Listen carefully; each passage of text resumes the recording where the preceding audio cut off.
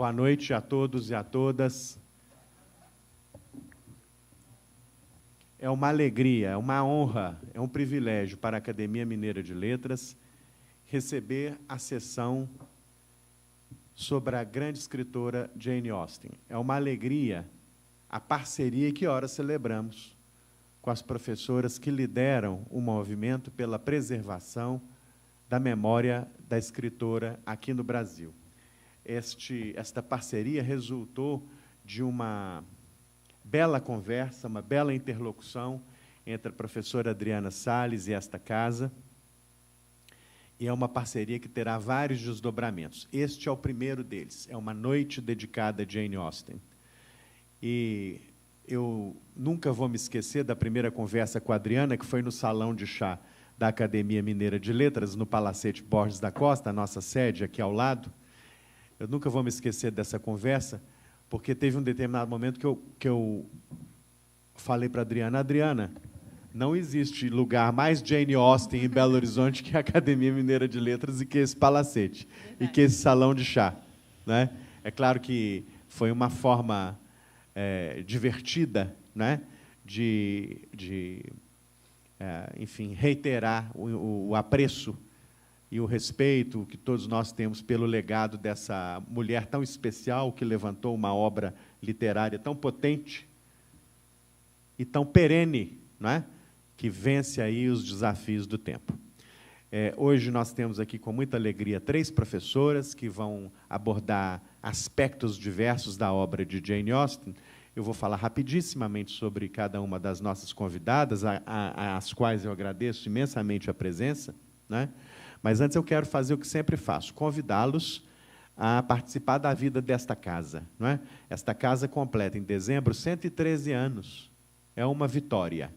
É uma vitória contra o esquecimento, é uma vitória contra a ignorância, é uma vitória a favor da civilização, é uma vitória a favor da educação, das artes, da literatura. Não é? E convido também todos os presentes a acompanharem a Academia no Instagram, no Facebook, no site. Estamos lá em todas as redes sociais. Né? E fazemos vários eventos também presenciais, agora cada vez mais. Né?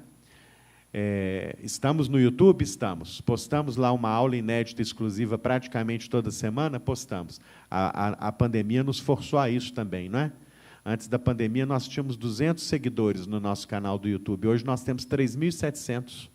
E não é para ver vídeo de 15 segundos ou de 20 segundos, não é para ouvir aulas, conferências, entrevistas, palestras de 30 minutos, 40 minutos, 1 hora. É uma alegria imensa, não é, perceber que há muita sede de cultura, de conhecimento, de reflexão, de crítica, né? E nós prestamos esse serviço lá no nosso YouTube e aqui também nas nossas reuniões. Nós estamos celebrando agora 100 anos da nossa revista. Com licença, professora. A nossa revista foi fundada em 1922. Imagina, quando o presidente da Academia era o poeta Mário de Lima, em 1922. E nós já lançamos 80 números. E todos os 80 números estão disponíveis integralmente, na versão digital, no nosso site. Este aqui é o número 80. Né? Revista é um modo de dizer, porque ela tem mais de 400 páginas. Esse aqui é dedicado às mulheres escritoras. Né? Tem mais de 30, 40 textos sobre as mulheres escritoras de Minas, né? De todas as gerações, tendências, formações, trajetórias. Né? Temos Carolina Maria de Jesus, Conceição Evaristo, Cidinha da Silva, Laís Corrêa de Araújo, Janete Claire, Adélia Prado, enfim. Ana Martins Marques, a queridíssima Ana Elisa Ribeiro, aqui está retratada, né, por um ensaio sobre a sua obra. Então, essa é a revista de número 80 que está lá disponível no nosso site. E também há uma versão impressa. E no sábado que vem, nós vamos lançar o número 81 da nossa revista, em Ouro Preto, às 11 horas da manhã, na Biblioteca Pública Municipal de Ouro Preto. E a revista número 81, que também é muito volumosa, contém 2 dossiês.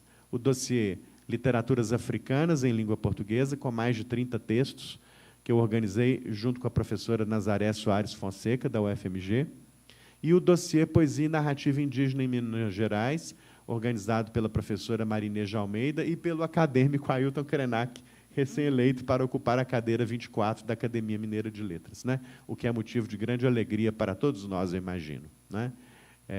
A chegada de Ailton é uma chegada muito especial, né?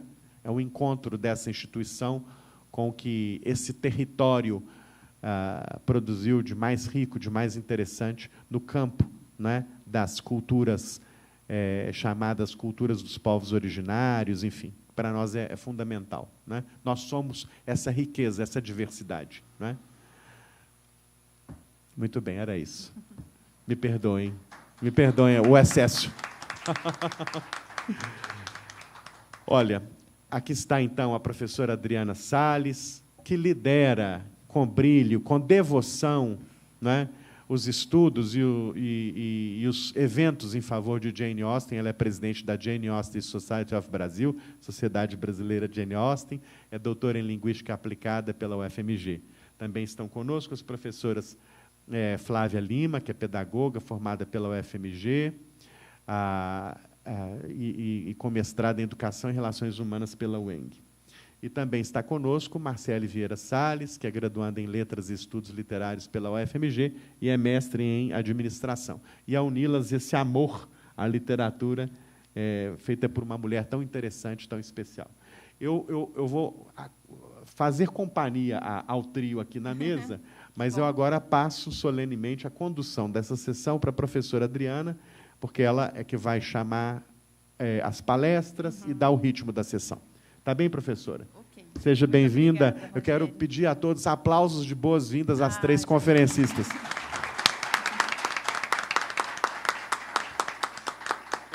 Eu acho que, em parte, esses aplausos eles devem ir, assim, sabe, subir para os céus, porque Jane Austen hoje estaria, se fosse possível para o ser humano ter 205 anos, 247 anos, na verdade. A Jane Austen hoje faz 205 anos que partiu, morreu na cidade de Winchester. Então, por isso, essa homenagem. Como o Rogério falou, você citou aí a revista da Academia Mineira, e você até falou a querida Anelisa Ribeiro. Foi só por causa da Anelisa Ribeiro que nós estamos aqui, porque foi ela que nos apresentou, né? A Anelisa é minha colega de trabalho do Cefet, e ela coordena o curso de letras com ênfase em edição de livros. Eu também sou professora, só que eu sou professora das disciplinas de inglês para edição de livros. Bom, hoje eu queria agradecer mais uma vez Rogério Tavares e a Inês por essa intermediação, a Inês Rabelo, que, né, a gente conversando direto pelo WhatsApp.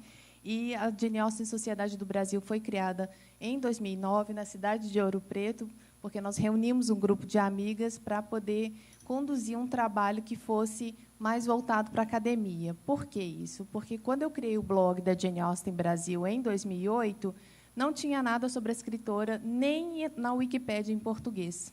Então, eu achei interessante colocar alguma coisa, alguma informação substancial, e, na época, era em forma de blog. Até hoje, esse blog se mantém, aí a gente chama site, porque, basicamente, ninguém lê blog, né? Então, mas, mesmo assim, ainda registro de forma oficial as publicações da Jane Austen Brasil. Bom, como publicações da Jane Austen Brasil, mas de uma maneira bem mais simples, ainda estamos engatinhando, nós temos a revista Liter Austen, que foi cunhada pela Flávia Oliveira. A revista Liter Austen já é publicada há 5 anos, gratuitamente, no nosso site, com estudos acadêmicos sobre escritoras, sobre mulheres. A gente começou a produzir material sobre a Jane Austen, mas, desde o ano passado, a gente resolveu abrir o leque para poder falar de outras mulheres, para a gente evitar o que é tão interessante, que foi esse termo que surgiu nas nossas conversas lá de grupos de estudos, memoricídio. As mulheres que foram apagadas da história, as escritoras e as outras mulheres tão importantes que foram realmente apagadas. Inclusive, tem até um livro saindo agora da Luas, né? Editora Luas, que também é do grupo de pesquisa Mulheres na Edição do Cefet, sobre esse apagamento social das mulheres escritoras. Bom, aqui, para não ficar, né, me atrasando muito, queria que você avançasse mais 2. 2 slides, que tem um sorteio lá no Jane Austen Brasil, no Instagram. É só você participar, achar essa imagem. São 2 livros. A gente vai sortear e eu vou apurar amanhã de manhã. Então, dá tempo de chegar em casa e marcar as pessoas que vocês querem que também participem desse sorteio. Então, é um livro gentilmente cedido pela editora Martí Claret, e essa edição traz o capítulo excluído por Jane Austen. Quando ela escreveu Persuasão, ela acabou excluindo esse capítulo, que foi lá para o final, como um apêndice, e depois escreveu mais 2, que é o 23 e o 24. Então, vale a pena ver o que ela não gostou e editou em forma de 2 capítulos. E aí, o próximo slide são as nossas redes sociais, janeaustenbrasil.com.br, e também lá no Instagram. Bom, eu vou passar a palavra para Flávia. Flávia vai falar um pouco sobre a senhora Bennet, de Orgulho e Preconceitos. Se você quiser trocar de lugar comigo. Tá bom. Tá bom? Aí você pode pedir ao Arthur para ele passar os slides. E, gente, só mais uma vez, muito obrigada pela presença de vocês. Vocês que estão assistindo aí, vão assistir, né, daqui a uns dias. Muito obrigada pela participação e, principalmente, pelo carinho aí nas redes sociais.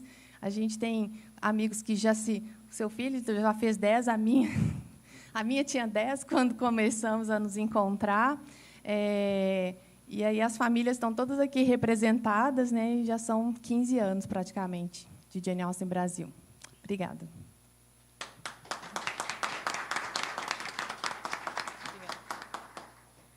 Bom, boa noite a todos. E, em primeiro lugar, eu gostaria de agradecer o espaço, viu, Rogério? O presente que eu vou levar para casa aqui, já vou ler, né? Que a gente tem que saber mesmo, né, a história. Não só das mulheres, mas de toda a construção da literatura. Em especial as mulheres, porque elas, né, como memoricídio, ótimo termo, porque esse apagamento ele é significativo, né, ele tem um contexto. Mas, enfim, meu nome é Flávia, como já fui apresentada, eu sou pedagoga, eu sou mestre em Educação e Formação Humana, e sou graduanda em Letras em Inglês. Agora estou me aventurando de novo na graduação aí. Sofrendo um pouquinho, viu, gente? Mas estou indo, né? E aí, hoje eu vou falar de novo de um outro trabalho que eu já apresentei no encontro da Jane Austen, sobre a personagem de Orgulho e Preconceito, que é a senhora Bennet. E ela é uma personagem que ela foi construída de uma forma muito engraçada, cômica, sem muita sutileza, né? E, em função disso, ela é muito criticada pelas escolhas que ela faz, pela forma de pensar, forma de agir dentro da família dela, né? Mas aí eu vou falar um pouquinho do que a gente pode inferir que Jane Austen queria trazer um pouco com essa construção da personagem, né? E para a gente pensar um pouco com um olhar mais tolerante, né, na construção e essa representação que a Jane Austen colocou na senhora Bennet. Pode passar. Pode passar. Então, ai, volta, perdão.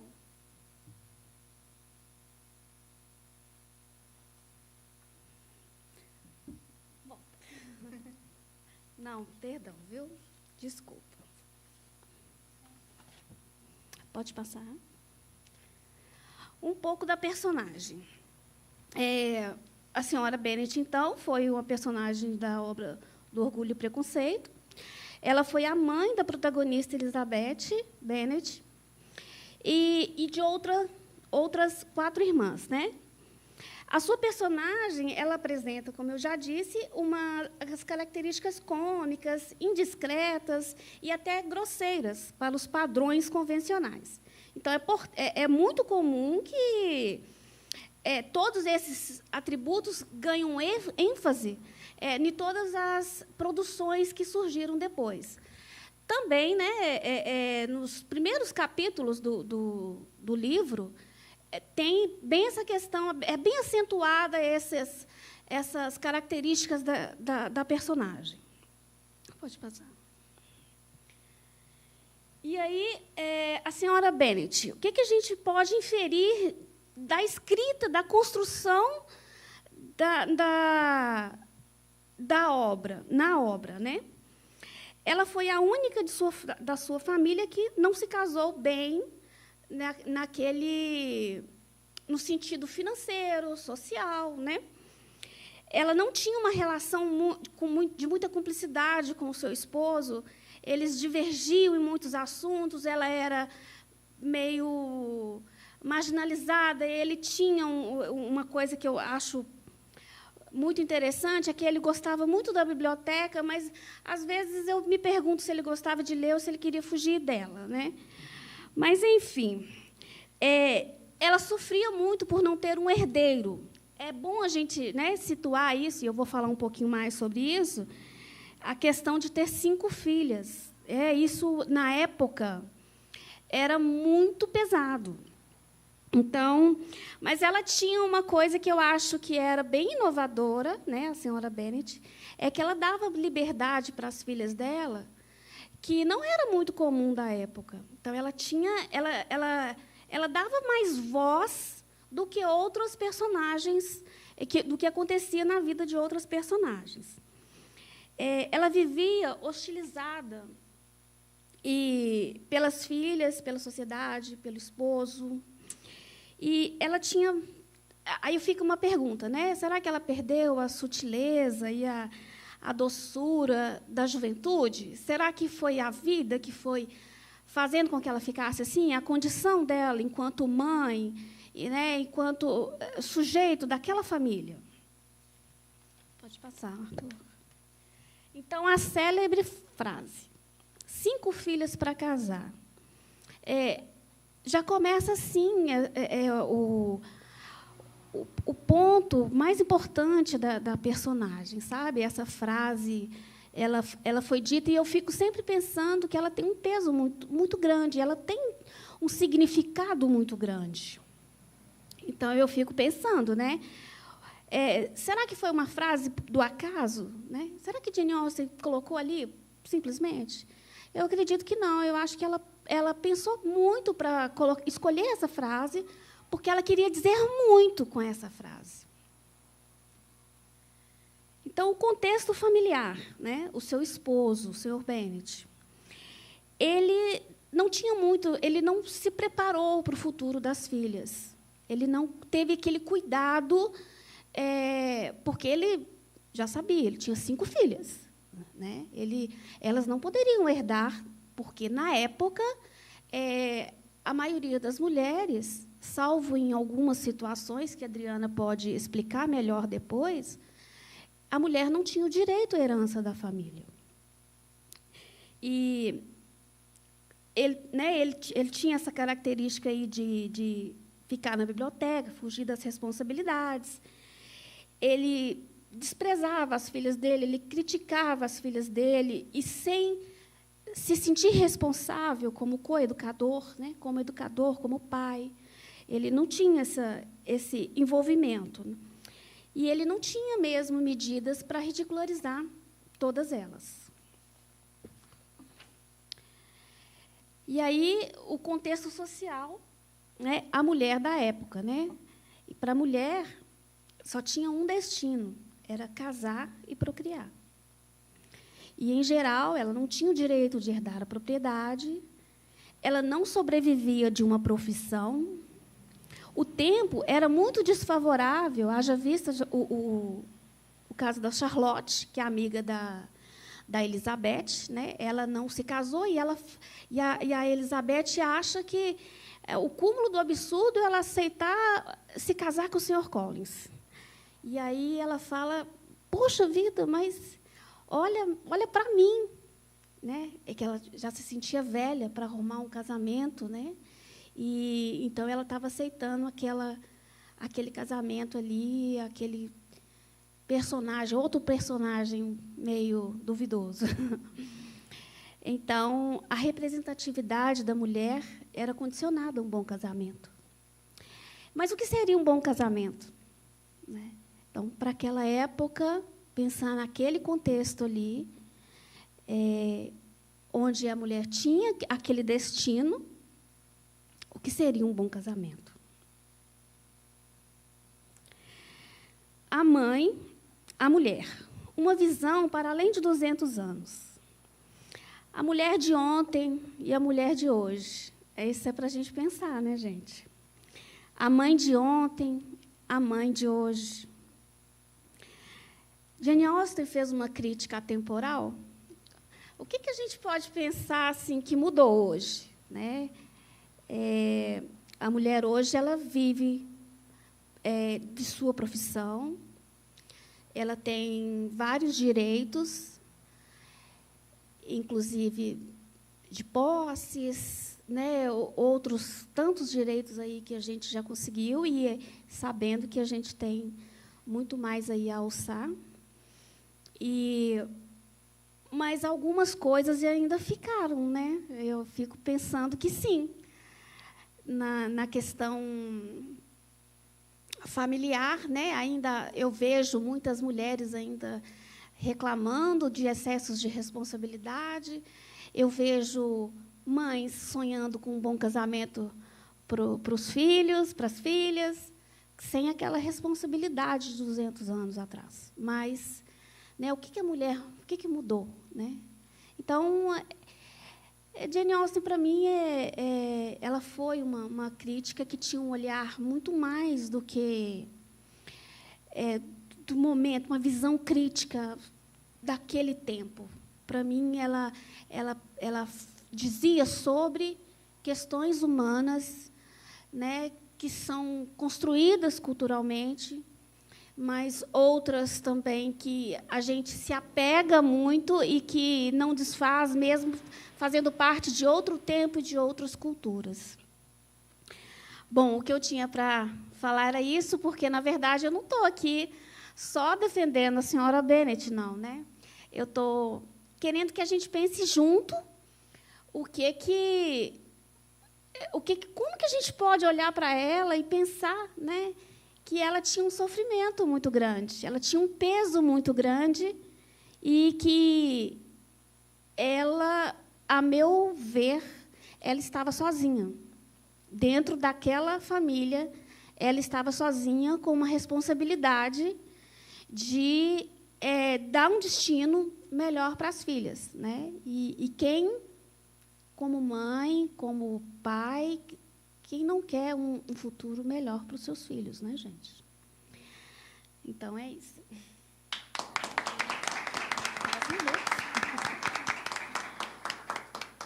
Obrigada, Flávia. Só um parênteses, né, no que você comentou sobre o direito à propriedade. As mulheres lá da Inglaterra e aqui no Brasil também, com certeza, a gente não investigou essas leis aqui do Brasil de propriedade, mas lá na Inglaterra, as mulheres não herdavam a herança dos pais. Então, isso fazia com que era praticamente uma obrigação elas se casarem, para poder fazer a manutenção da vida mais adiante. Entendem? Não existia nem a profissão, né, de professora particular, a profissão de governanta era para pessoas da classe mais baixa, classe baixa. Então, classe média, ali onde a Jane Austen viveu, que é a Gentry Society, é uma classe que as pessoas não trabalhavam. Então, escrever um livro, como a Jane Austen ousou escrever, Filha de um Clérigo inglês, era uma ousadia a ponto dela não poder colocar o nome dela na capa dos 3 primeiros livros. Então, a limitação era bastante grande em relação às mulheres, e elas não tinham estudos formais, elas não tinham direito a essa propriedade, profissão, nem andar sozinha na rua, nem sair daqui na Praça da Liberdade sozinha elas podiam fazer esse trajeto. Então, tinha essa limitação, e a preocupação da Flávia em trazer a defesa da senhora Bennet, ela é muito importante, porque ela é vista como uma personagem cômica dentro de Orgulho e Preconceito, e nos filmes um tanto quanto desesperada para casar as filhas. A gente, agora, aqui na atualidade, a gente pode pensar que ela é bastante interesseira, mas tinha um motivo, né? Ela tinha que casar as filhas, porque, no caso da família Bennet, de Orgulho e Preconceito, a herança do pai das meninas ia para um parente masculino mais próximo. Então, elas iam ser despejadas da própria casa, assim como ocorreu com a Jane Austen, quando o pai dela faleceu. A Jane Austen, a irmã e a mãe foram morar com um dos irmãos e foi revezando ao longo da vida da Jane Austen. Agora, eu vou passar a palavra para a Marcele Salles, que a gente é prima distante, né, Marcele? De alguma vida aí. Bom, a Marcele vai falar sobre as referências religiosas em Jane Austen. Isso, muito obrigada, Adri. Agradeço também muitíssimo ao Rogério pela oportunidade. É uma grande honra de estar aqui, uma grande responsabilidade também. Assim, um privilégio a gente poder sentar nessa cadeira, nesse espaço tão assim, importante para a educação, para a literatura, para a cultura de Minas e do Brasil, e falando sobre a nossa querida Jane Austen, que realmente foi uma mulher à frente do seu tempo e que deixou um legado incrível para a gente. Um dos legados dela, que eu estava até comentando aqui com as meninas, é o fato dela ter sido, sim, uma religiosa, no seu tempo. E é importante a gente trazer, é lógico que a gente está num contexto em que a gente vê tantos religiosos como exemplos ruins, a gente poder olhar para trás e ver que houve religiosos que fizeram diferença em seu tempo, em sua época, e que essa diferença redunda até hoje. E pessoas que foram bondosas, que realmente viviam uma religião verdadeira. Então, eu quero apresentar essa Jane Austen hoje para vocês. Um assunto espinhoso, mas, no final, eu creio que vocês vão gostar de conhecer esse lado dela. Pode passar, por gentileza. É importante a gente conhecer a biografia de Jane Austen de uma forma mais contextualizada, num sentido mais historiográfico, vamos dizer assim. Porque a Jane Austen, como a própria Adriana comentou, ela era filha de um clérigo, de um reverendo anglicano, e isso foi muito forte, isso foi um grande fundamento em sua escrita, em suas obras. E não tem como, né, a gente separar esse aspecto, até mesmo porque a gente vê muitos personagens clérigos nas obras de Jane Austen. E aí a gente, conhecendo isso, a gente entende por que ela fazia descrições tão minuciosas e tão incríveis de personalidades, que é como a gente pudesse ver hoje um clérigo do nosso tempo e falar: esse clérigo foi concebido pela mente de Jane Austen, não foi à toa, porque ela realmente tinha esse conhecimento muito próximo dela. E, além disso, o sistema social e normativo da era georgiana também é muito importante para se entender a vida da Jane Austen e também o legado dela. Bem, começando sobre as bases familiares, é importante a gente entender que Jane Austen era filha e neta de reverendos anglicanos. A Igreja Anglicana é uma ramificação do protestantismo, mas é uma igreja que tem muitas similaridades com a Igreja Católica e muitas similaridades com o movimento protestante, e é uma igreja mais reservada, mais equilibrada, vamos dizer assim, né? Ela tem um forte papel mesmo nas descrições dos panos de fundo das obras da Jane Austen. O seu pai, George Austen, além de pastor, era mestre. Então, ele também lecionava, ele dava aulas para vários alunos da aristocracia inglesa, e isso redundou na vida da Jane Austen, porque ela cresceu em meio a uma vasta literatura, uma vasta biblioteca, melhor dizendo, e, apesar dela ter passado brevemente por escolas de educação feminina, ela e a irmã, né, mais velha, elas receberam a maior parte da educação delas do pai e dos irmãos mais velhos. Então, isso é também de fundamental importância. E, além disso, a gente pode observar nos registros pessoais de Jane Austen, que são encontrados por meio das suas cartas, das suas orações. Ela teve um legado de orações que ela escreveu durante a vida e que foi preservado pelos seus familiares, que ela tinha uma devoção muito pessoal e muito, apesar de reservada, muito verdadeira. O contexto histórico da época da Jane Austen também é essencial como compreensão, porque Jane Austen viveu numa época em que não havia separação entre igreja e sociedade. Era um relacionamento orgânico. Tinha muitos e muitos defeitos, muitos e muitos entraves para a sociedade daquela época. E esses entraves, esses defeitos que eram vistos entre as pessoas e entre todos os religiosos, Jane Austen trouxe como pano de fundo das suas obras. Ela criticou todas essas falhas humanas, né, da igreja que se redundava na sociedade. Então, ela tinha essa fusão, né, a sociedade da época tinha essa fusão que ela conseguia reproduzir nas suas obras, e as críticas sociais de Austen contemplam também os aspectos morais, que não eram tão diferentes do que a gente observa hoje. Pessoas que, apesar de uma aparência religiosa, eram pessoas muito superficiais, eram pessoas que tinham uma moral duvidosa, e ela critica isso tudo em suas obras. E, nesse sentido, ela vai criticar as falhas humanas, mas também as instituições comandadas por homens, além do casamento, que era, vamos dizer assim, um paradigma social. As mulheres eram obrigadas a casar, caso contrário, elas eram marginalizadas na sociedade, principalmente aquelas de camadas mais inferiores.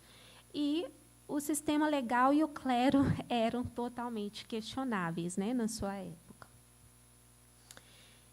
Jane Austen e o sistema legal, vamos dizer assim,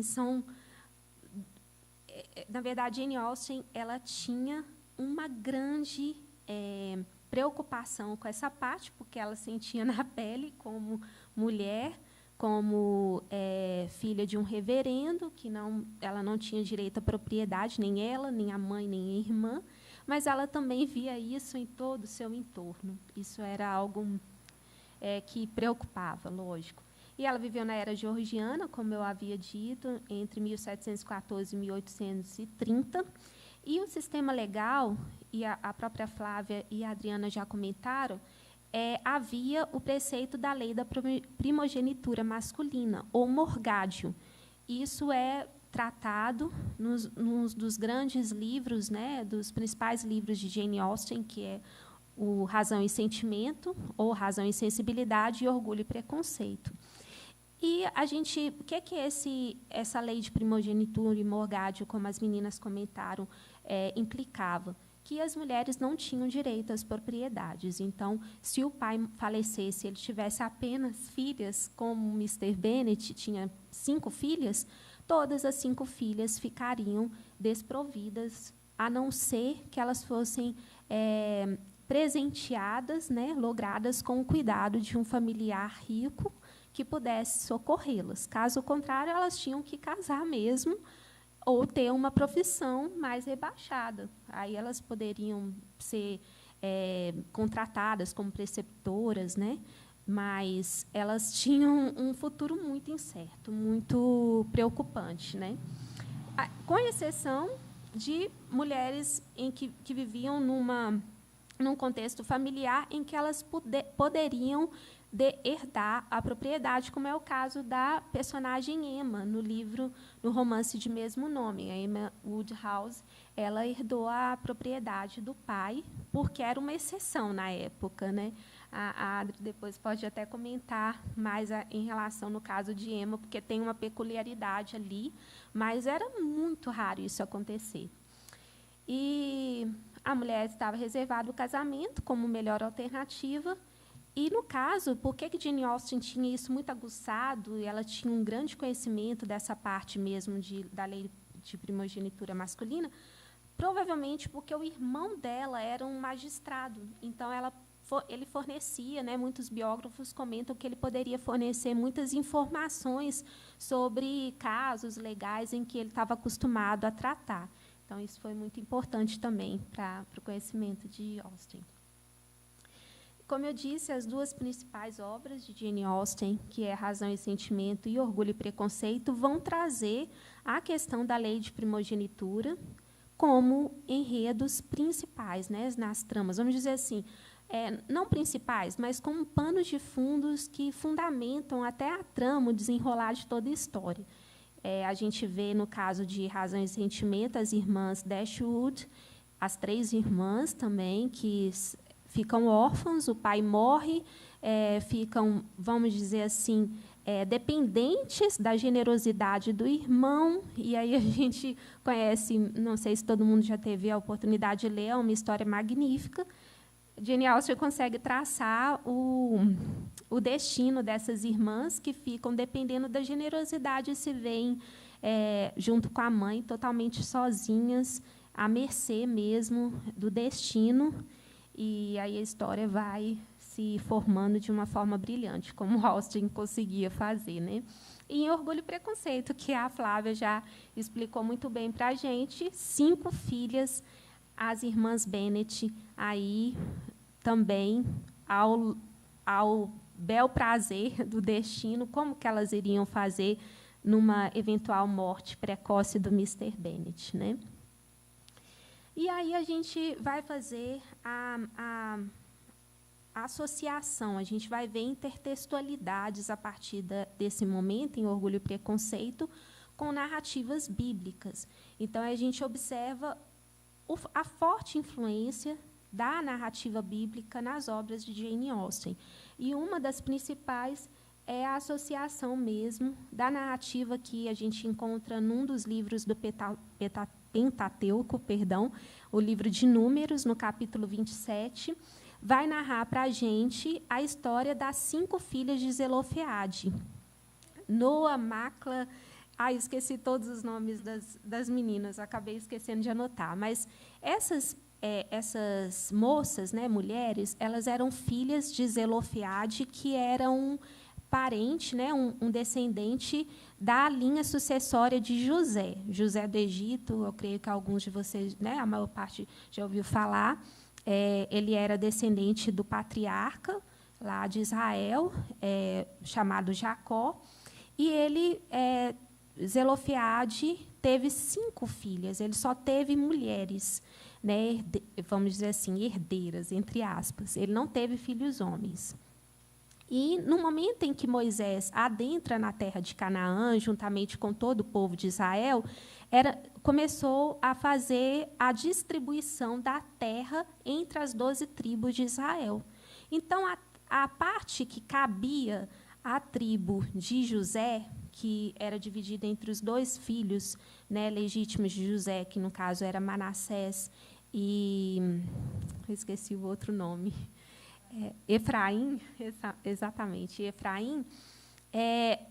A parte que competia a essa tribo, né, de Manassés e Efraim, Zelofeade também deveria herdar, porque ele era herdeiro direto dessa tribo. Acontece que ele não tinha filho homem, então as 5 filhas dele ficariam totalmente desprovidas de propriedade. E aí a gente vê algo assim, muito importante na narrativa bíblica, algo peculiar, que é essas 5 moças, como uma proposição ativista mesmo de requerência do direito de propriedade, ir até Moisés e os demais líderes judeus requerendo o direito de propriedade. Isso é muito importante na narrativa bíblica, é uma das grandes narrativas que sempre são referenciadas como o ativismo de mulheres no Antigo Testamento, requerendo seus direitos civis. É uma narrativa belíssima, em que Moisés recebe o pleito delas e leva o pleito delas a Deus. E Deus responde a Moisés, né? Moisés era como se fosse o oráculo, né? Vamos dizer assim, o intermediador entre Deus e o povo. E Moisés leva esse pleito delas a Deus e Deus responde. Elas têm o direito, o que elas estão pedindo é legítimo, e, a partir de agora, como legado, Israel vai, caso não tenha herdeiros masculinos, apenas herdeiras mulheres, a propriedade tem que ser transferida para as mulheres. Então, esse é um grande paradigma da narrativa bíblica, e Jane Austen, que vivia numa época em que a igreja era uma unidade orgânica com o Estado, por que, nesse período, as mulheres não tinham o mesmo direito? Se a Bíblia era o fundamento que regia a maior parte das relações humanas na sua época, por que as mulheres eram desprovidas de ter direito de propriedade? E aí Jane Austen faz uma análise intertextual, recorre à intertextualidade e traz a mesma quantidade de filhas para a narrativa de Orgulho e Preconceito, 5 filhas, as irmãs Bennet. Então, isso é muito importante, né? A Flávia até comentou que tem uma frase da senhora Bennet dizendo 5 filhas para casar. A Jane Austen marca isso muito na narrativa de Orgulho e Preconceito. Não é à toa, é uma referência intertextual que Jane Austen faz. Além disso, é muito importante a gente dizer que, em praticamente todos os romances de Jane Austen, ela faz uma associação entre pessoas ricas, pessoas abastadas financeiramente e pessoas pobres. E isso é outro aspecto importantíssimo da religião cristã, principalmente quando a gente vai olhar para os livros do Novo Testamento, também há em narrativas bíblicas do Antigo Testamento, mas, em especial, do Novo Testamento, porque, em Tiago mesmo, no livro do apóstolo Tiago, no capítulo 2, versos 1 a 13, ele faz toda uma descrição acerca da verdadeira religião. E a verdadeira religião, para ele, o que ele exemplifica? Que é o cuidado com os pobres e os necessitados. Ele mesmo cita: a verdadeira religião é o cuidado com o órfão e a viúva. Então, ele faz uma descrição belíssima, fazendo os cristãos da sua época refletirem por que eles destratavam a pessoa pobre que entravam nas sinagogas, nas igrejas, e tratavam melhor as pessoas ricas, sendo que eram os pobres que deveriam ser abraçados e eram os ricos que os maltratavam. E aí a gente vai ver no livro de Emma, dos pontos altos do livro de Emma, o personagem Mr. Knightley repreendendo a Emma, que ainda estava no seu auge de infantilidade e de, vamos dizer assim, de uma vida ilusória, né, tentando coordenar o futuro da amiga Harriet e de outras pessoas também próximas a ela, destratando a Miss Bates, que era uma mulher solteira, mais velha, solitária e muito pobre, que era relacionada à família deles. Então, a Emma age de uma forma muito desrespeitosa, uma forma risível, e o Mr. Knightley a repreende prontamente e de forma precisa, o que faz ela refletir. E a fala do Mr. Knightley faz uma associação também a esse texto de Tiago, porque ele faz uma comparação primeiro, dizendo: se ela fosse rica, se ela fosse uma mulher que tivesse propriedade, tivesse conexões, tudo bem, você teria até uma justificativa de criticar, porque ela, de fato, é uma mulher mais... ela fala mais, ela é uma mulher sem muita noção de aspectos sociais e educacionais para a sua época. Então, ele fala: olha, se ela fosse rica, você poderia até repreendê-la, você poderia até usar de argumentos para poder torná-la uma pessoa melhor, mas ela é pobre. E você, por esse motivo, você tem que tratar ela com maior respeito ainda, porque ela não tem ninguém. Então, essa é uma fala que há uma referência também intertextual bíblica muito importante. E a Jane Austen, ela faz assim caricaturas maravilhosas, artísticas, dos maus clérigos. E os principais que a gente pode apontar aí é o Mr. Collins, que é o herdeiro direto de Longmoor, que é a propriedade de Orgulho e Preconceito, né, que as 5 filhas do Sr. Bennet, do Mr. Bennet, ele vai herdar na morte eventual dele. Então, Mr. Collins, a gente observa aí um tratamento muito especial de Jane Austen para nos mostrar um péssimo exemplo de clérigo, que era um homem extremamente egoísta, bajulador, sem noção e extremamente também com muita dificuldade de ser empático, né? Mr. Collins é uma caricatura. A gente ri muito do comportamento dele, mas a Jane Austen, de forma irônica, quis retratar um péssimo exemplo. O Mr. Elton, em Emma, também é um outro exemplo de um péssimo clérigo, egoísta, extremamente antipático, e a Jane Austen, com ironia artística, consegue descrever para a gente tomar extremamente antipatia desse personagem também. Pode passar. Mas ela também faz referências aos bons clérigos, como é o caso do Edmund Bertram, em Mansfield Park, que é um personagem muito cuidadoso, muito atencioso, desde a sua adolescência na narrativa, porque é um romance de formação que Jane Austen traçou, e a gente vê a característica mesmo bondosa desse jovem que se torna clérigo, e, da mesma forma, o Henry Tilney, em A Abadia de Northanger, que é também um personagem que é um dos grandes aspectos mesmo de moralidade, de ética, de cordialidade, que Jane Austen traz como um protagonista, junto com a Catherine. E Jane Austen, para poder corroborar até a famosa frase de C.S. Lewis, que dos homens maus a gente pode encontrar, dentre os piores homens maus, os homens religiosos, as personagens mais perversas, vamos dizer assim, das narrativas de Jane Austen eram personagens muito religiosas.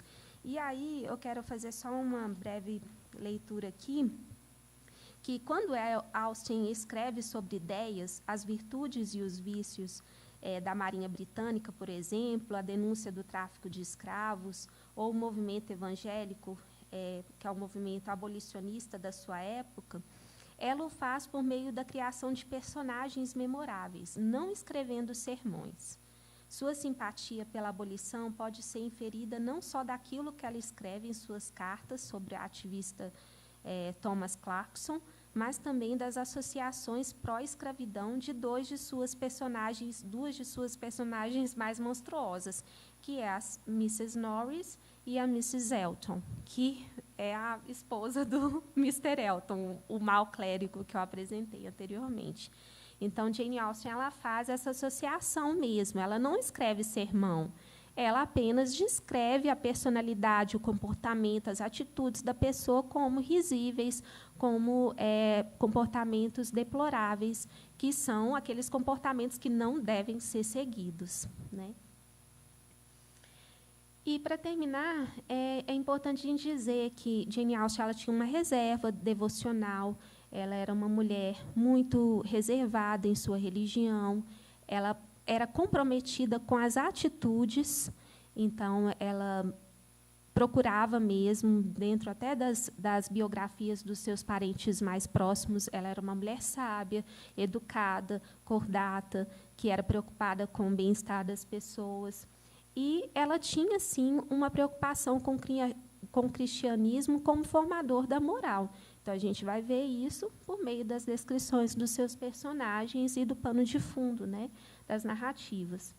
E as suas principais orações, na verdade, a principal oração de Jane Austen, que é a mais difundida, que ela escreveu, continha menções à realidade da época, a realidade dela, e ao arrependimento individual e coletivo da sociedade, que é uma associação que a gente pode inferir que a Jane Austen estava fazendo, sim, da questão do tráfico de escravos e em referência à abolição da escravatura. Por isso que ela era muito interessada, no final de sua vida, ao movimento que é denominado como movimento evangelical, que foi formado por alguns cristãos da sua época, inclusive da Igreja Anglicana, e de membros do parlamento, como William Wilberforce, outra escritora da sua época muito famosa, Hannah More, que era uma abolicionista e educadora, John Newton, John Wesley. Então, ela faz menções em suas orações dessas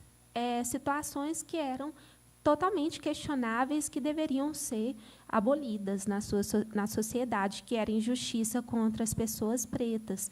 Então, ela faz uma referência ao arrependimento coletivo, né? E ela faz também referências às injustiças cometidas por cristãos e pela Igreja Anglicana. Então, ela era uma cristã que criticava o seu contexto religioso.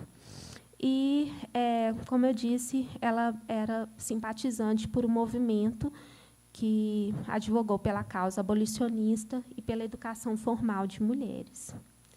E, por último, tem esse trecho pequeno aí de uma da oração mais difundida de Jane Austen, que diz que... Eu só não estou conseguindo ler. Mas é assim... Ela fala, acima de todas as outras bênçãos, ó Deus, por nós mesmos e por nossos irmãos, imploramos a Ti que acelere nosso senso de misericórdia na redenção do mundo, do valor daquela santa religião na qual fomos criados, e que nós, por nossa própria negligência, não joguemos fora a salvação que nos tem dado, nem sejamos cristãos apenas no nome. Então, isso é muito bonito, né, numa das orações dela. E é isso, gente. Muito obrigada.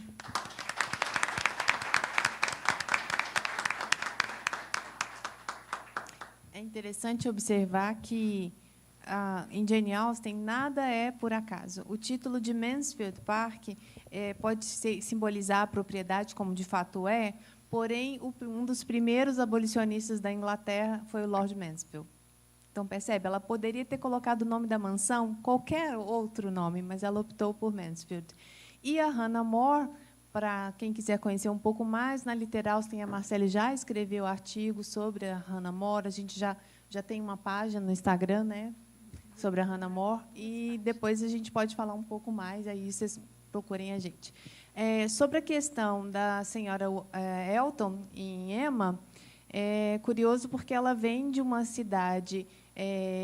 eu esqueci agora o nome, que era típica de comércio de escravos na Inglaterra. E o pai dela ele era o novo rico daquela situação. E ele fazia dinheiro de que maneira? Vendendo tecido, gente?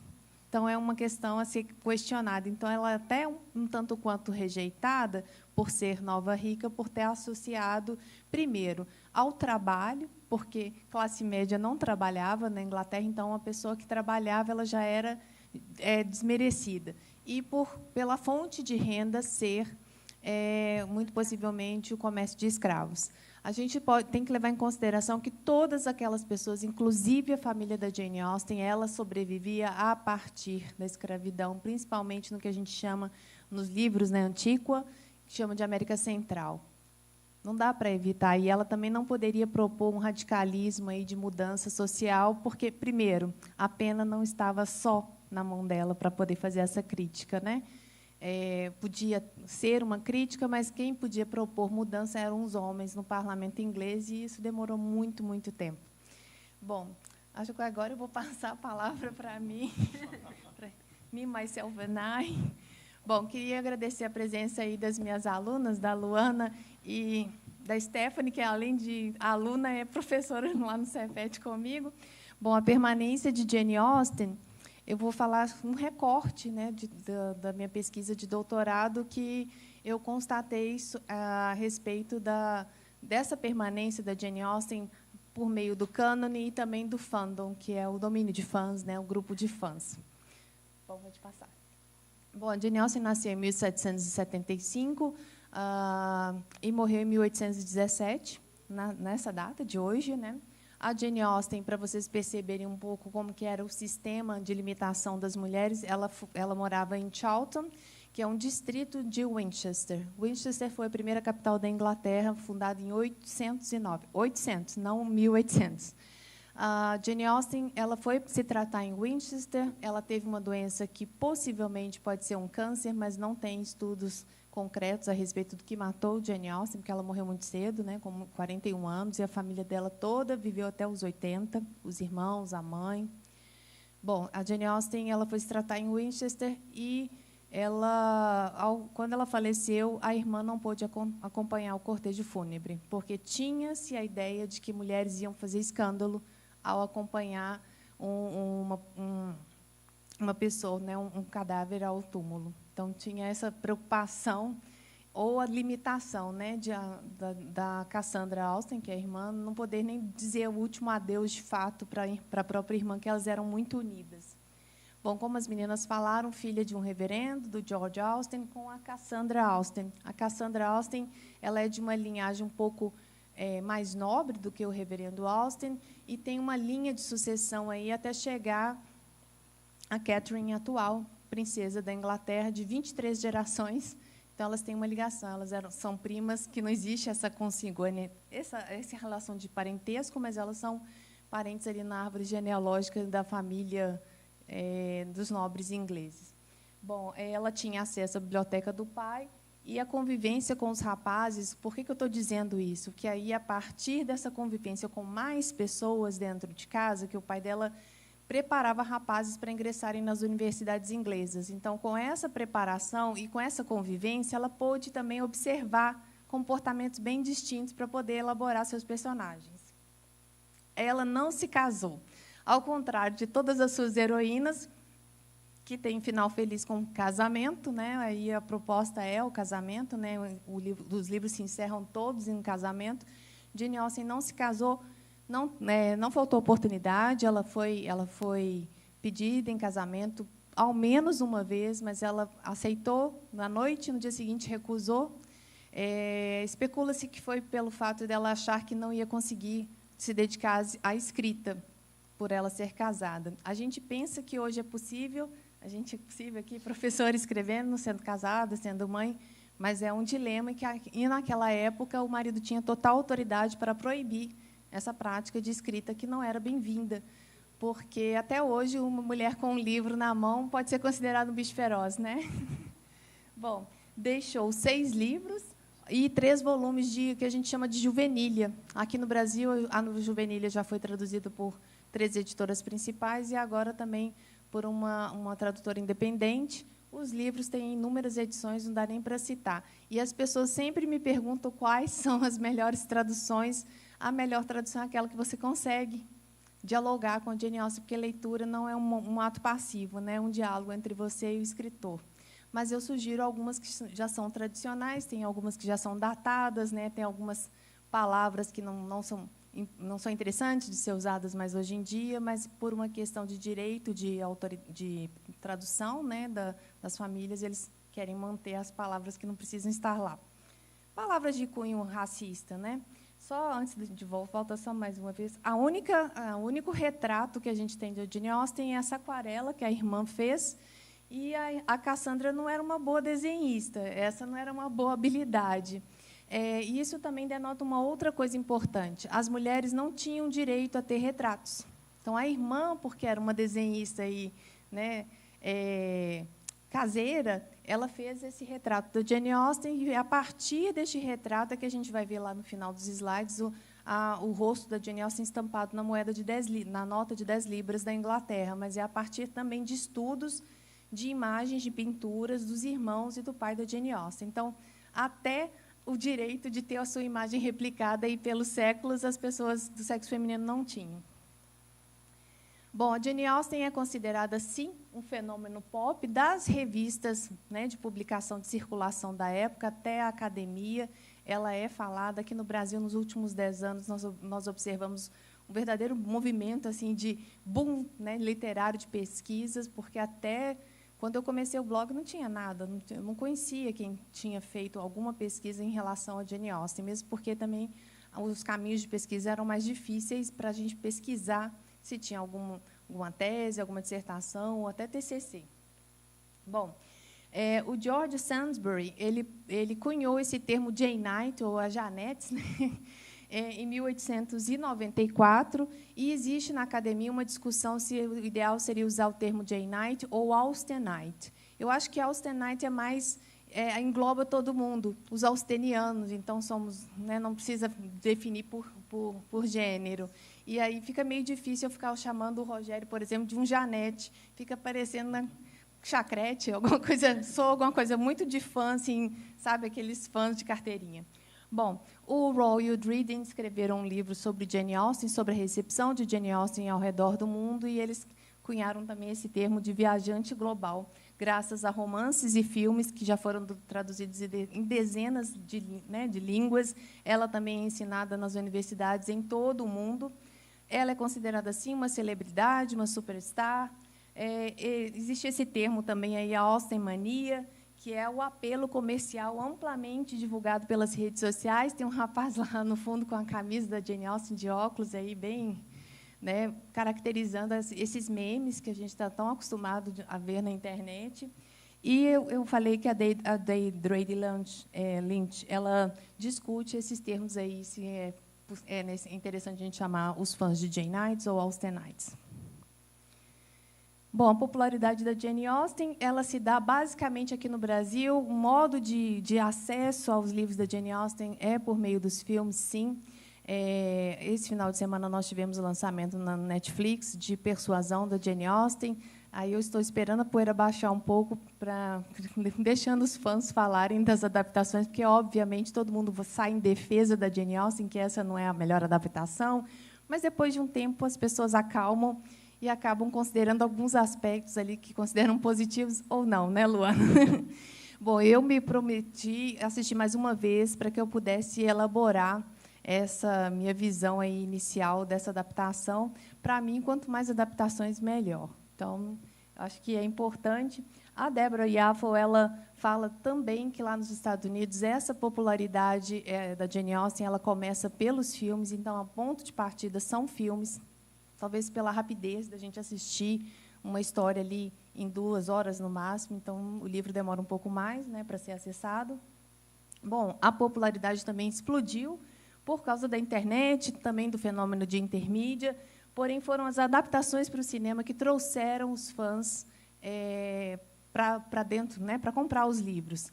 Eu me lembro quando Orgulho e Preconceito foi lançado aqui no Brasil, eu assisti no cinema, aqui, e, logo depois, eu corri para a internet, para o Orkut, para tentar achar um grupo que tivesse visto, que tivesse lido, e já tinha um grupo de 10 mil pessoas no Orkut, em 2005.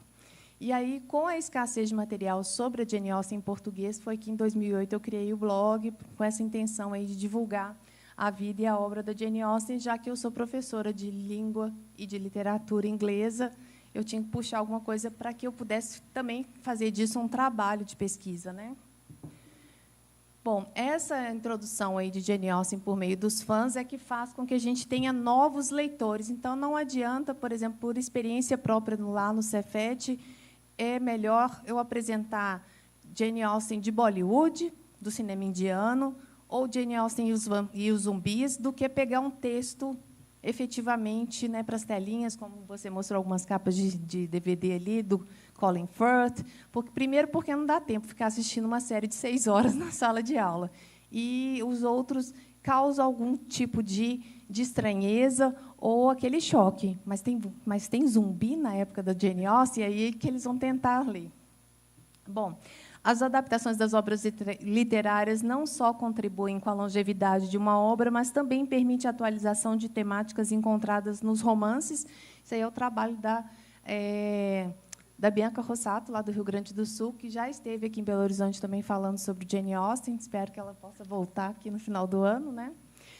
As publicações elas estão em constante expansão. Na pesquisa de doutorado da Maria Clara Biagioli, ali, de 2017, ela tinha feito um levantamento apenas da categoria que a gente chama de fanfiction, somente na Amazon, 564 livros, que seria Austen Sequel, sequências das histórias da Jane Austen. E isso é muito...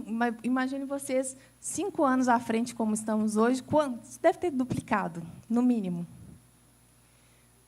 Bom, a recepção da Jane Austen, inicialmente, ela se deu por meio da família. Então, ela escrevia para entreter a família e, posteriormente, ela começou a escrever livros mais complexos, textos mais complexos, e, a partir daí, tomou essa decisão de se aventurar no mercado editorial, que era muito pouco receptivo para mulheres naquela época.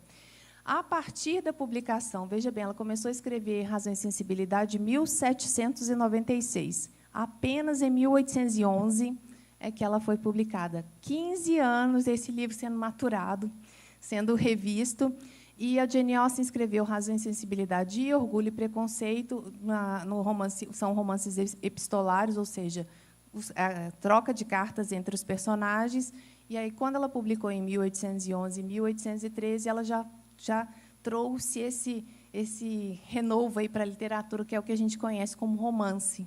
Inclusive, a palavra romance é uma palavra muito ingrata para o Brasil, né, para as línguas latinas de um modo geral, porque associa-se muito romance com historinhas de água com açúcar, né, água cor-de-rosa.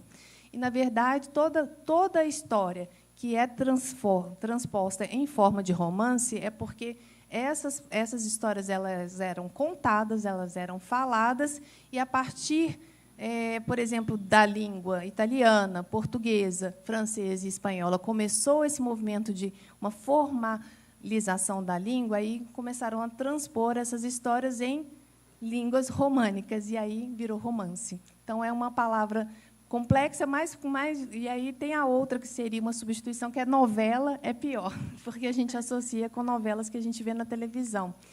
Não deixa de ser. Esse mote ele é repetido várias vezes aí ao longo da história, da TV e dos livros também. Bom, a Jane Austen, depois de publicação do primeiro livro, ela começou a receber, né, resenha de livros e publicações em jornais especializados, basicamente jornais e revistas para o público masculino, leitor. Então, ela era lida também pelos homens. Aqui a gente tem a satisfação de encontrar um equilíbrio muito grande de homens na plateia, porque normalmente é 5% só do grupo de pessoas da minha pesquisa aí de 2018, de doutorado, 5% só dos leitores lá, dos participantes, né, da Jane Austen Brasil, eles se autodenominaram homens, e aí quase equilíbrio aqui nessa plateia de hoje está muito bem, aí graças às meninas também que trouxeram, né, seus pares, para poder conhecer um pouco mais sobre Jane Austen. O Tiago não conta, que ele já está quase fazendo 10 anos aí com a gente. Bom, depois das publicações de resenha, aí ela passou para as revistas especializadas em literatura. Os críticos daquela época, né, contemporâneos da Austen, de uma maneira geral, destacavam as obras como obras que traziam uma mensagem moral, ou seja, valorizando aí o romance de formação, o que a Jane Austen fazia, mas não era o principal objetivo dela, passar uma história no qual o personagem passava por várias provas para depois ter o prêmio final. Não necessariamente era isso. Bom, lá na era vitoriana, então, já depois que a Jane Austen tinha morrido, talvez uns 30, 40 anos, né, quando a rainha Vitória subiu ao poder, eles ligavam a vida da Jane Austen às suas histórias. E, até hoje, há uma tentativa de tentar achar alguma coisa sobre alguma característica, né, alguma passagem da vida pessoal da Jane Austen em um dos personagens. Com certeza, ela se baseou em personagens com pessoas reais, até nas próprias experiências, para escrever esses personagens, mas não significa que todos eles são reais, foram reais, né? Bom, lá na era vitoriana eram histórias tranquilas, mas depois de um tempo, 60, 80 anos depois, os livros da Jane Austen eram indicações de leitura na trincheira da Segunda Guerra Mundial, para amenizar o sofrimento dos soldados. Olha que curioso, homens em plena situação de guerra, lendo Jane Austen para trazer um pouco mais de calma, talvez. Pode passar. Bom, ainda sobre a recepção, aí, no início e metade do século XX, a gente ainda voltam a trazer Jane Austen com a questão de moral, críticas voltadas para a ironia, enfatizando Jane Austen como moralista. Lá no final do século XX, o feminismo foi uma temática bastante discutida através de questões como patriarcado, família, submissão feminina, papel da mulher na sociedade, e a Butler, que é uma referência sobre discussão de feminismo dentro da obra da Jane Austen, ela puxa também uma questão de colocar a Jane Austen quase que em cima do muro, ali, entre uma ora revolucionária, ora propondo algumas reflexões, ora completamente conservadora. Se a gente for observar que todos os livros acabam em casamento, ela pode ser considerada bem conservadora. Bom, na década de 80, os críticos apontam que as questões históricas e literárias nas obras são mais relevantes. Existe uma crítica ainda sobre a questão da Jane Austen não trazer fatos históricos para dentro dos seus livros. E isso não diminui a obra da Jane Austen, ela só não data.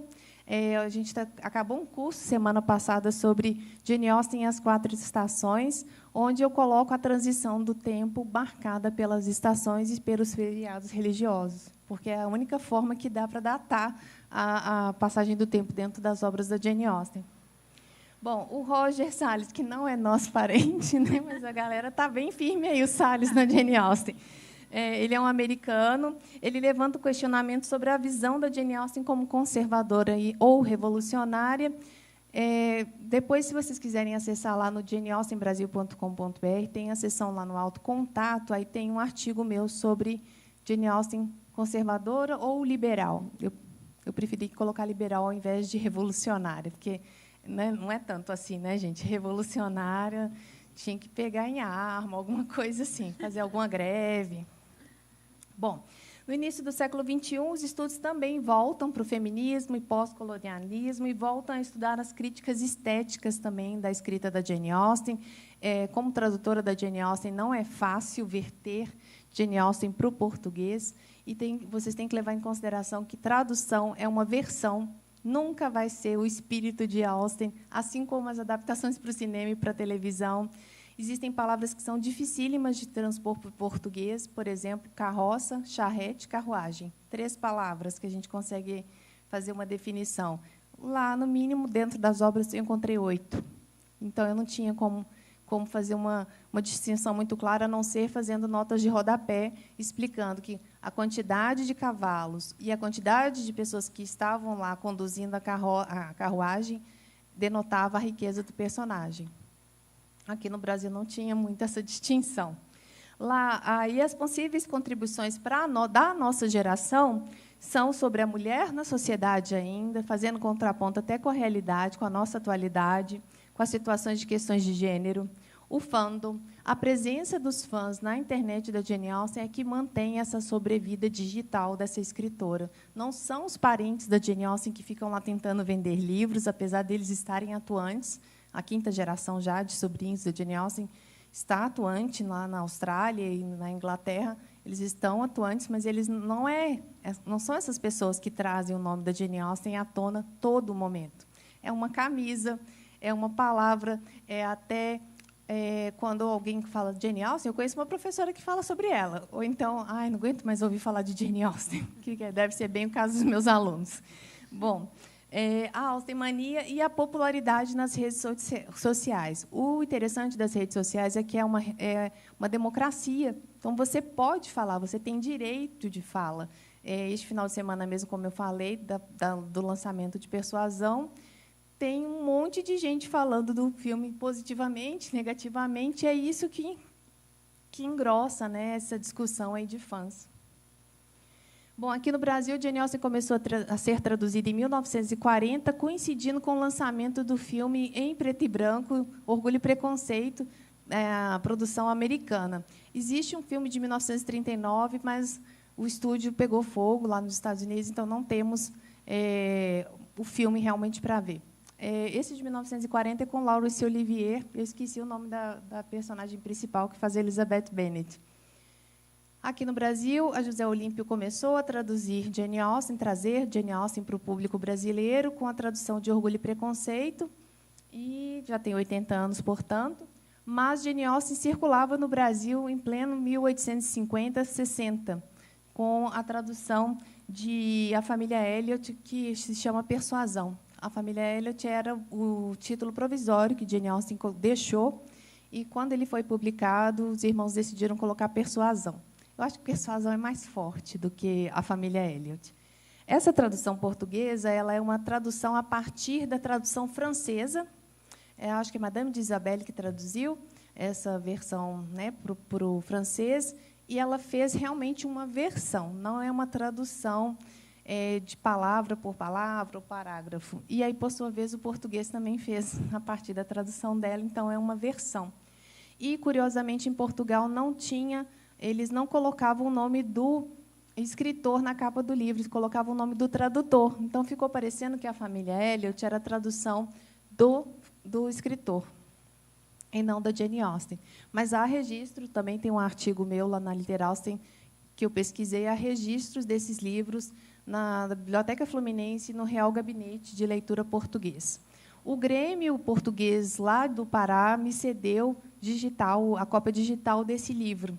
E no futuro eu quero publicar ele como facsímile, sabe? Que é uma referência de Jane Austen já circulando no Brasil para o público ali do Brasil Império. Bom, aí essas publicações coincidem aí com essa tradução inicial aí da Livraria José Olímpio, que fazia contratação dos principais escritores brasileiros para fazer tradução, como a Raquel de Queiroz, que traduziu Mansfield Park. Então, não se tinha nem, talvez, legalizado essa profissão de tradutor. Então, os escritores consagrados do Brasil faziam as traduções. Orgulho e Preconceito, em 2015, tá, gente? Então, a gente está aí com quase 8 anos de diferença, tinha 8 tradutores e mais de 20 edições. Eu não tenho mais como acompanhar tantas publicações. Eu acho que eu tenho uns 30 livros de Orgulho e Preconceito em português, com diferentes capas, diferentes tradutores. Bom, a fanfiction também é um meio de acesso à obra da Jane Austen, né? Inclusive, essa adaptação de Persuasão, muitas pessoas classificaram esse filme do Netflix como uma fanfiction, e não uma inspirado na obra, adaptação. Bom, aí existe uma disputa muito grande entre o cânone e a academia, não a Academia Mineira de Letras, mas a academia, né, essa lista de livros que devem ser lidos, que são consagrados aí pela academia, e o popular, que é construído pelos fãs. Hoje em dia, as editoras sabem muito bem em quem apostar lá no Instagram, por exemplo, ou no YouTube, para promover um livro. Eles não fazem sem intenção. Inclusive, esse que eu estou sorteando é uma intenção de marketing, não é? Bom, isso gera uma oscilação de rótulos aí. A Jane Austen, segundo a Maria Clara Biagiola, já numa outra pesquisa, ela fala que a Jane Austen pode ser considerada como clássico ou romântico, e essa palavra romântico também é um tanto quanto negativa, é romantiquinha, né? Você gosta de rosa? É mais ou menos isso que eu ouço. Bom, entre uma história séria ou boba, a alta cultura e a cultura popular. Então, existe essa briga constante aí de definição. Já ouvi vários fãs falando que Jane Austen estava revirando no túmulo por causa de fanfictions aí sobre zumbis, outros seres aí que não existem. As fanfictions representam uma versão nostálgica desse universo da Jane Austen, assim como as adaptações para o cinema e para a televisão. É por isso que existe essa guerra entre os fãs de Jane Austen, porque a gente tem uma visão da escritora, das suas obras, e a gente queria que esses diretores pensassem como a gente, o que é impossível, né? Não dá para eles dormirem um dia, acordar pensando como a Adriana vê a Jane Austen. Bom, e essas fanfictions, essas adaptações, elas são responsáveis por trazer e espalhar a ideia da Jane Austen, e muita gente traz a Jane Austen como uma escritora inocente, que não tem muito a contribuir, a não ser jogar carta. Aí, para a festa, mas que loucura é essa por jogar carta, por festa? Porque era a única forma de interação social para conhecer pessoas, inclusive os rapazes, né? Bom, aí, ainda falando sobre a fanfiction, o caráter subversivo que Austen produziu acaba sendo sistematicamente apagado pelas histórias românticas que são produzidas pelo cinema. Orgulho e Preconceito, de 2005, tem uma versão final aí de uma cena do beijo, que foi cortada na Inglaterra, porque lá eles são mais puristas, acho que talvez seja isso, né? Mas os Estados Unidos têm essa versão que não existe no livro, não existe beijo em Jane Austen. A história acaba quando os dois personagens dizem, sim, vamos nos casar. Então, não tem nem a cerimônia de casamento. E isso dá margem para inúmeras adaptações que a gente quer ver as personagens, né, no depois do sim. E aí a fanfiction entra com essa função de trazer para o papel, né, ou para o digital, esse universo que a gente desconhece, como seria a vida desses casais se eles, né, fosse contado depois do casamento.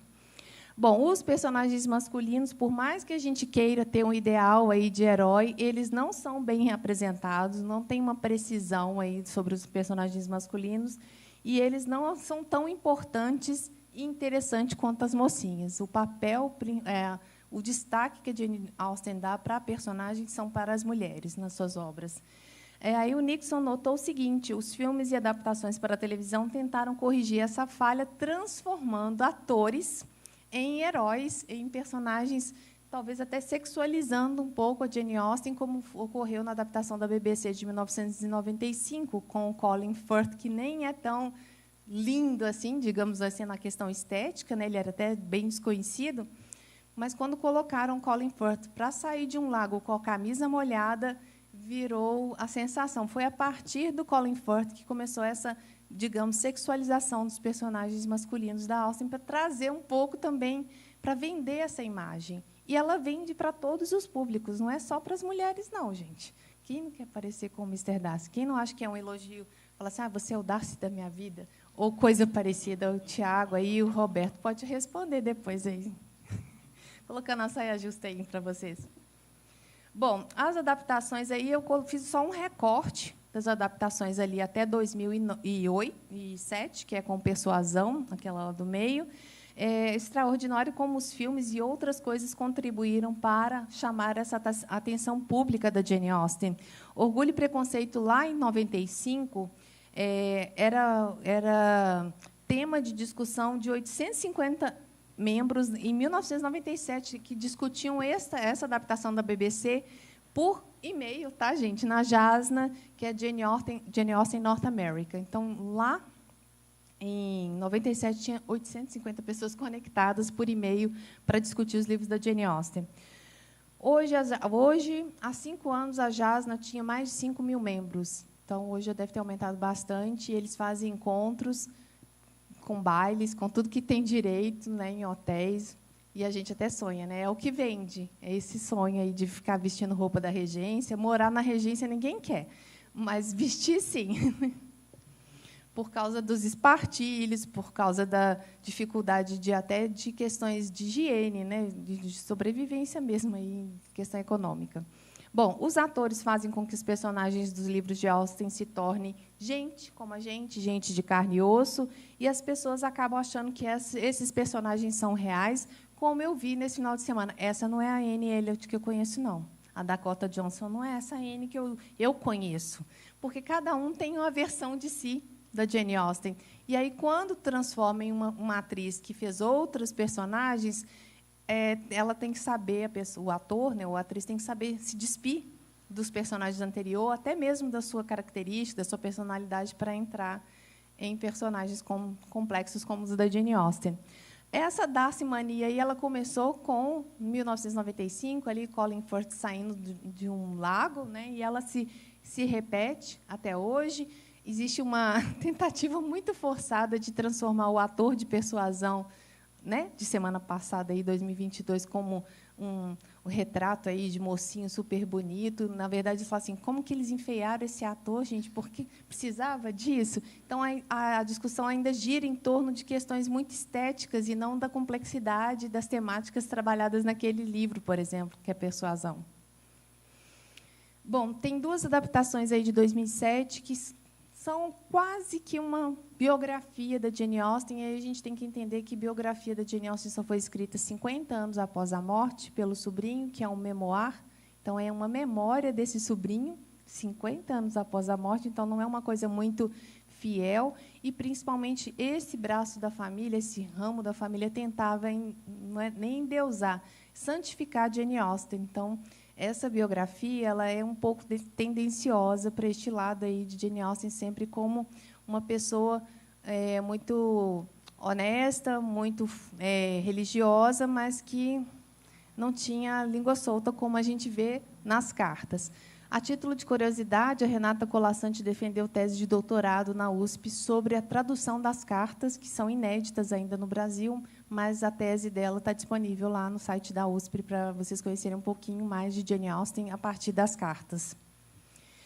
Bom, as 2 adaptações, essa daí, Becoming Jane, que se transformou em Amor e Amizade, para fazer um paralelismo aí com Orgulho e Preconceito, Razão e Sensibilidade, até para tentar vender, né? Olha, mais um livro da Jane Austen, Amor e Amizade, aqui no Brasil, é fruto do legado das adaptações de Orgulho e Preconceito e fortaleceu essa imagem entre a Jane Austen e o Tom Lefroy, que é uma criação, né? Esse filme aí mostra o Jane Austen fugindo com o Tom Lefroy, o que não existiu. Inclusive, uma amiga pessoal, que é a Joan Ray, dos Estados Unidos, professora aposentada da Universidade da Carolina do Sul. Ela foi consultora deste filme e eles acabaram passando por cima porque também tinham que vender uma história que levassem pessoas aos cinemas. Mas ali não tem muito de Jane Austen, não. Ela não poderia ter fugido com esse rapaz para o distrito vizinho e voltado como se nada tivesse acontecido. Aquilo ia manchar a vida da família toda, não só da Jane Austen. Bom, Miss Austen Regrets não tem tradução para o Brasil. Este DVD ele foi encartado junto com Razão e Sensibilidade, de 2007. Seria Os Arrependimentos de Miss Austen. Já traz uma Jane Austen mais velha, madura, e um tanto quanto até ranzinza ali no comportamento, para dar orientações para a sobrinha. E apresenta, sim, uma visão mais complexa dessa pessoa que foi a Jane Austen. Aí, o fandom, eu coloquei até essa parade aí com Jane Austen no centro, sendo, né, acompanhada aí pelo fã-clube de Jane Austen, que nós não deixamos de ser fã-clube, né? O título do meu blog se chamava Jane Austen Club. Só para vocês terem uma ideia, a ideia surgiu para ser um clube que a gente que gosta da Jane Austen publicasse lá. Bom, a Deborah Yaffle fala sobre a tecnologia e a internet como esse meio, como essa ferramenta que possibilita essa interação de fãs. Vocês estão aqui hoje porque viram um anúncio na internet, ou no rádio, ou nas mídias, né, digitais, de um modo geral. E a internet e a Jane Austen, parece que elas foram feitas, essa mídia e a autora foram feitas um para o outro, porque tudo que você coloca funciona, desde os memes nas camisetas até as discussões mais aprofundadas sobre tradução, sobre adaptação, até a diversão, né? A gente se encontra para falar de Jane Austen como se fosse uma velha amiga que trouxe outros personagens, como Emma Woodhouse, Elizabeth Bennet, para tomar chá com a gente. Bom, ainda que Austen esteja em todos os lugares na internet, existem fãs que ainda estão à procura dessa versão única de Jane Austen. Então, é aquele fã que é um pouco mais purista, que não se contenta com adaptações tão moderninhas como essa de Persuasão, que é uma adaptação bem difícil, né? Porque a gente fica procurando ali a adaptação da Netflix ter cortado a carta do Capitão Wentworth, que talvez seja a carta de amor mais bonita, deu uma enfraquecida aí no meu número de estrelinhas em relação a esse filme. Bom, essa tribo que batiza os filhos e animais de estimação com nomes de pessoas que nunca existiram, ela existe. Meu gato, de 2013, se chamava Fitzwilliam Darcy, Fitz, né, no popular, porque ninguém chama um gato de Fitzwilliam Darcy. Mas eu conheci inúmeras pessoas aqui no Brasil e no exterior que colocam o nome das gatinhas de Lizzie, de Fitz eu nunca vi, mas de Mr. Darcy, chamar Mr. Darcy é mais difícil. Então, a filha também, né? A minha é Isabela. Tem Isabela em vários livros da Jane Austen, mas não foi uma influência direta, né? Bom, uma infinidade de itens relacionados a Jane Austen, como canecas, camiseta, livros, como um colega lá em cima, roupas, bolsas, jogos de tabuleiro, tudo o que tem o nome da Jane Austen é passível de vender, e, muitas vezes, lá do outro lado do Atlântico, na Inglaterra, cujo libra está a R$7, a gente fica maluco para comprar desde um estojo de lápis até aquelas canetas de tinteiro, né, com penas e etc. Bom, para concluir, a Jane Austen tem um lugar seguro em dois mundos diferentes: o panteão solene da literatura inglesa e a exuberância comercial da cultura pop. Aí a Débora faz um trocadilho, porque ela estudou em Yale e fala sobre Yale, YouTube, e o sobrenome dela que é Yaffle. Então, ela faz um trocadilho que ela está tanto na universidade quanto no YouTube, que é uma rede social. E eu acho que cada um de nós temos uma visão única. Perdão, ali é única, tá? De Jane Austen, porque todos nós somos do time Austen, né? Não dá para negar que vocês tiraram um tempo da vida de vocês para vir aqui, para conhecer um pouco melhor a obra, a vida e a obra da Jane Austen, e imortalizar essa escritora e colocar ali, né, Jane Austen Forever como hashtag, alguma coisa do tipo. E esse movimento que a gente está fazendo aqui hoje, ele foi replicado em várias partes do globo, desde a Austrália, ontem à noite que eu comecei a ver publicações, até na Califórnia, que a gente está à frente deles em questão de fuso horário. Bom, pessoal, como diz o Pernalonga, por hoje é só. Eu vou passar a fala aqui para o Rogério. Obrigada. Obrigado, Adriana, Marcele, Flávia. Eu quero abrir para o público, se houver alguém que queira fazer alguma pergunta, alguma consideração. O Davidson já está ali com o microfone. É só fazer um sinal. Se alguém quiser, se não quiser fazer uma pergunta, quiser fazer só um comentário, uma reflexão, enfim.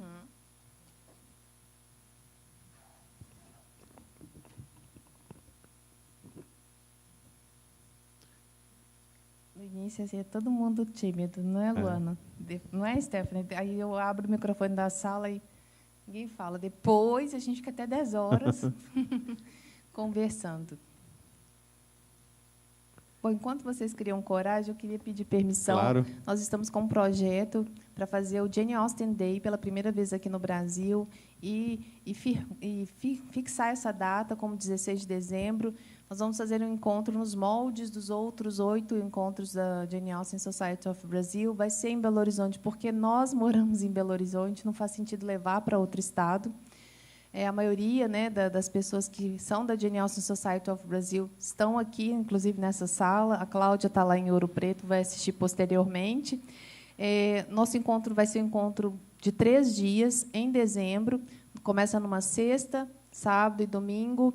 A gente está com uma proposta que vai tentar ver se isso é possível. A gente não vai conseguir fazer baile. É impossível fazer um baile com todos vocês vestidos, né, com roupa de época, mas a gente está tentando trazer 2 vestidos, pelo menos, e alguns acessórios para os rapazes para fazer fotos aqui no casarão, na escada do casarão. Mas o mais importante é trazer a releitura das obras da Jane Austen de vocês para cá. A gente tem aqui, olha, vários representantes aí, professores de história, ou formados em história, professores de inglês e outras pessoas que eu acho que não faz sentido a gente trazer só a academia para essa mesa aqui, né? A academia que eu falo são pessoas formadas em letras. Esse encontro é para fãs de Jane Austen, que é isso que mantém a unidade, né? Olha, esse trabalho da professora Adriana é valiosíssimo, porque é o que traz, é o que torna a literatura viva, pulsando, né? É o encontro entre o autor, a obra e o leitor. Isso é muito bom de ver, muito bonito de ver, né? É o leitor construindo a obra a partir da leitura dele, né? Enfim, é isso que acontece quando a gente lê um livro. A gente faz o livro viver de novo, né? Então, todos os eventos são muito bem-vindos. Essa casa já está absolutamente entusiasmada com essa perspectiva de sediar os eventos aqui, né? Eu vou fazer uma primeira pergunta muito rápida. A professora Flávia falou sobre um livro, acho que foi a professora Flávia que falou sobre o livro do Memorial do Memoricídio, né, que vai ser lançado agora. Foi a Adriana que falou. Pela editora Luas, coordenado pela professora Constância Lima Duarte. Inclusive, vai ser lançado aqui, na academia, em setembro, né? Que é fruto, né, de uma pesquisa de um grupo coordenado pela professora Constância Lima Duarte, que, inclusive, coordenou esse dossiê aqui, né, comigo. É uma amiga dessa casa. Então, o livro é sobre mulheres, né, não só da literatura, mas mulheres de várias áreas de atuação, cuja memória, cujo legado foi sendo apagado, esquecido ao longo dos tempos, né? E eu queria que a Adriana falasse um pouquinho sobre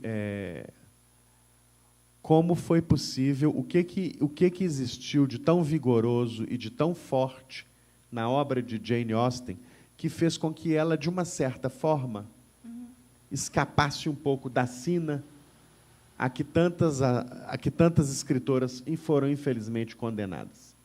Ela trouxe o que era trivial, o que era simples, do cotidiano, né? Ela falava sobre o privado, escreveu sobre o privado, que era o universo que ela vivia. Ela não podia falar sobre o público, porque isso era só direito dos homens participar da vida pública. E ela elevou essa escrita de assuntos corriqueiros a uma forma de arte. Então, essa trivialidade, ela transportou isso aí para questões que dizem muito sobre o ser humano. Então, é possível encontrar tanto personagens quanto pessoas reais ali dentro da obra da Jane Austen daquela época, pessoas daquela época, quanto hoje. Então, ela é sempre atual. E o mais incrível, já ouvi a Flávia falar parecido sobre a senhora Bennet, a Marcele também sobre a religião, e toda vez que essas meninas falam, eu aprendo alguma coisa diferente. Então, não tem como a gente sair fora e falar assim, não, já li, está resolvido, agora eu não abro mais esse livro, porque ela tem questões muito importantes que, muito possivelmente, a primeira leitura, ou essa leitura superficial, a gente não consegue perceber. Então, essas questões aí sobre a abolição da escravatura, sobre a defesa de outras pessoas, e, principalmente, a questão do respeito à mulher, né, a questão da situação da mulher daquela sociedade, já era uma temática importante, e não é só casar, né? Uma questão que a gente pode trazer para a nossa atualidade, quando as mulheres não podiam herdar a herança, administrar as propriedades, é porque as mulheres eram consideradas incapazes, não eram seres racionais de administrar dinheiro, herança, podia ser passadas para trás. E a Jane Austen constrói, na sua narrativa, mulheres fortes, que poderiam, sim, herdar essa herança dos pais e, sim, administrar, diferentemente das personagens anteriores, aí, Clarissa e até Cecília, da Frances Burney, que são, né, alvo aí de interesseiros das suas heranças. Então, ela traz personagens que estão, sim, à frente do seu tempo. Eu queria fazer um parêntese sobre a palavra que eu citei tanto aí, feminismo. Na hora eu fui embalando e não expliquei. Na academia, Jane Austen é considerada protofeminista, ou seja, uma pré-feminista, porque esse termo não existia na época da Jane Austen. Porém, as reivindicações já existiam até mesmo antes dela começar a escrever, com a Mary Wollstonecraft, com a reivindicação dos direitos das mulheres, publicada em 1792. Então, já era uma discussão, já era pauta de discussão falar sobre os direitos das mulheres. A Mary Wollstonecraft, ela é a mãe da Mary Shelley, que escreveu Frankenstein. Outra mulher também considerada incapaz de escrever um livro tão formidável, né, uma ficção científica aí de terror. E aí a primeira publicação, a primeira edição de Frankenstein levou o título. O autor foi o marido dela, Percy Shelley, que era poeta romântico, não ia escrever nada sobre terror. Mas como precisava colocar esse livro à venda e usar o nome do Percy Shelley, colocou. Só depois, com muito custo, que o pai da Mary Shelley conseguiu que esse livro fosse publicado com o nome dela. Então, a Mary Wollstonecraft tem 3 edições aqui no Brasil já de tradução desse livro. É um clássico e ela critica muito os ideais de liberdade, igualdade e fraternidade franceses que usavam o termo homens, gênero masculino. Então, as mulheres ficaram para trás aí nos documentos, né, que regiam a sociedade daquela época. Professor, por favor, professor. Só para completar um pouquinho a sua pergunta, né, e a resposta da Adriana, eu acredito que uma coisa muito forte, como já foi dito aqui na mesa, é o protagonismo que ela deu para as mulheres, e a forma com que todas as mulheres foram trabalhadas, porque nós temos aí a mulher que era desesperada para a filha casar. Nós temos a mãe da Fanny, né, que ela tinha feito um casamento que não tinha sido muito benéfico, então ela não conseguiu dar nem o básico, que era comida, alimentação, roupa para os filhos. Então, eu acho que isso era uma coisa que se destacava assim, em todas nas obras dela, porque ela representou várias mulheres e consequências das escolhas que cada uma podia fazer. Né, a própria senhora Dashwood, ela também tinha um desespero para casar as filhas, mas de uma maneira muito mais sutil que a senhora Bennet. E ela pagou um preço muito caro também, teve que viver de favor, como já lembrado aqui pelas colegas. Então, eu acho que esse protagonismo da mulher, em várias situações, faz também os leitores, de alguma maneira, se identificar ou se poder refletir sobre a condição. Verdade.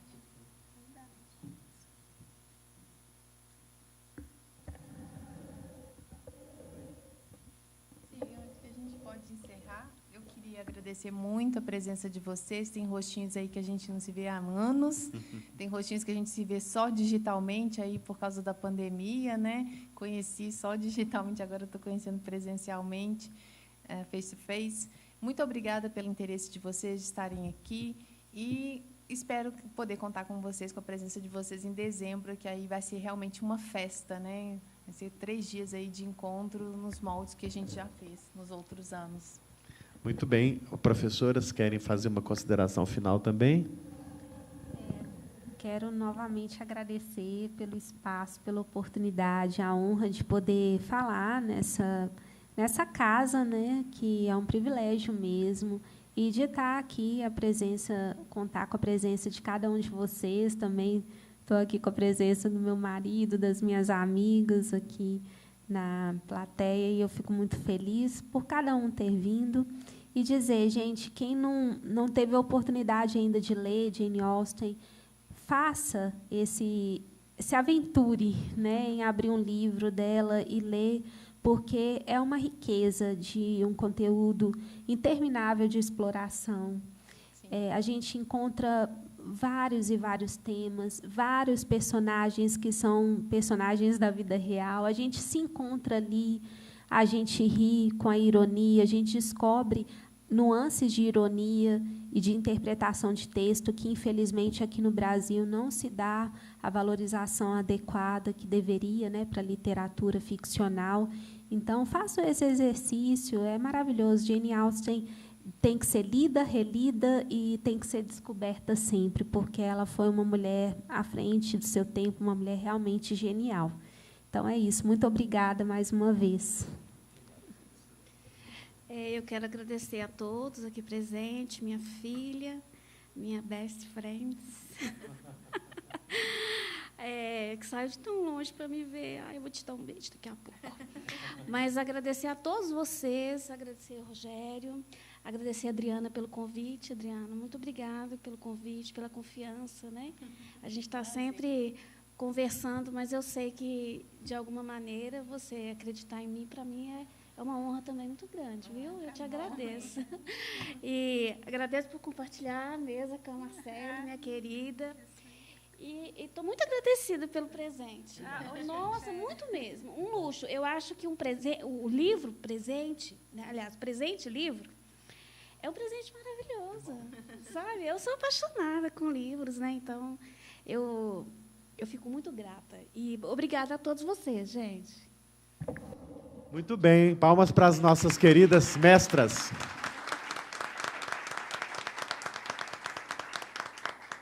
É uma frase final para agradecer muito essa parceria. Essa é a primeira de uma série de eventos que faremos juntos aqui. Eu quero dizer que a Academia se sente muito, muito feliz em ser considerada a casa de Jane Austen em Belo Horizonte, porque acho que combina muito, né?